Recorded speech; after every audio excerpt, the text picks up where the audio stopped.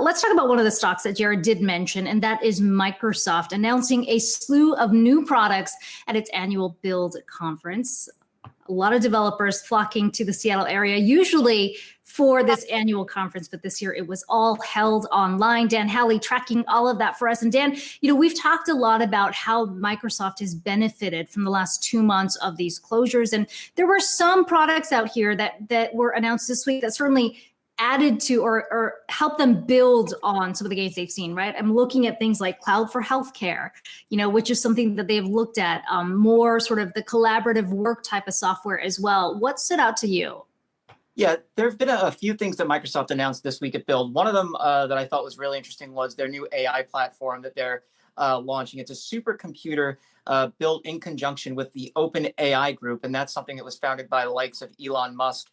He's since left that, but the idea there is to develop general intelligence or general artificial intelligence, and that's AI that would be on a human level and at some points surpass human intelligence when it came to certain tasks. This is far beyond what we have right now as far as machine learning or current AI. It really is something that is very future focused, focused on safety according to Open AI, so it doesn't get out of hand and doom us all Terminator style. But that's really something that I think is important. There was another announcement they had about an anti-bias tool in AI, and that's something that has become a major issue for machine learning algorithms. Basically, the developers or the programmers who come up with these algorithms unknowingly enter their own bias into them. And as a result, it ends up creating a biased outcome. This is something we've seen in things like facial recognition technology from the likes of Amazon, Microsoft, IBM. So it's been an issue, and Microsoft really trying to push away from that. But then we also this week had our chance to get our hands on some new Microsoft products. And we actually talked to Microsoft's chief product officer, Panos Panay, earlier today about it. Let's take a look at that. So we just launched Surface Go 2. We launched Surface Book 3. One is a great kind of a super mobile, cool device in Surface Go 2, and Surface Book 3, a very powerful product. I think I just saw you review it. We also launched Surface headphones and Surface earbuds, and these are products for the times that we're living in today that they land pretty well in the sense that what they can be used for is you work from home, play from home. So this is actually the Surface Go 2 that I have right here. It's one of the devices that Panos was discussing there. It's a new kind of tablet. It's a sequel to one they had previously, but it is more along the lines of something that's for the audience who wants a portable device that doesn't do too much, but is able to take care of just standard web browsing, things along those lines. So this is a low-cost device. It's really Microsoft's entry or attempt to enter into the education space alongside the likes of Google's Chromebook line, as well as Apple's own iPad. So this is something that could really help them in that space. And then they have, obviously, that Surface Book 3. That's more along the lines of something for the high-end developers. But a lot of interesting things coming out of Microsoft, not directly related to its Azure business.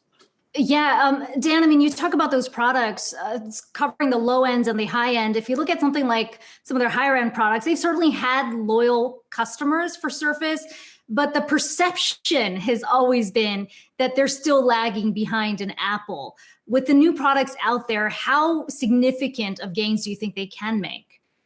It'll be interesting to see. I think, when it comes to the Surface line, there's not very much visibility outside of people who are really tech enthusiasts. It's not something that you would see the average consumer look at as opposed to something like a Dell product or an HP. And it's frankly a shame considering these products are incredibly well built and designed.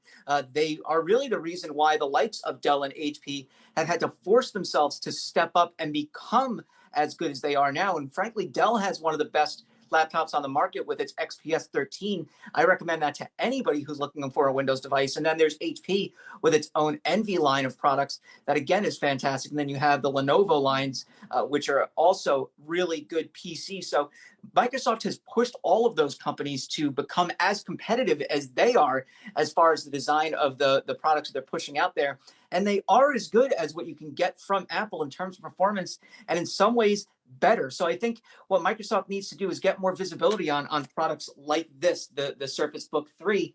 And, you know, if they can do that, then perhaps they will garner their own kind of market share. But I think they want to tread lightly to not annoy their OEM partners like the Dells, HPs, and Lenovo's. Hey investors, Zach Guzman here. Are you interested in learning more about the markets and getting the latest financial news? Well, then click right here to subscribe to our Yahoo Finance YouTube channel. Get the latest up-to-the-minute market analysis, big interviews in the world of finance, and information on how to manage your money every day wherever you are.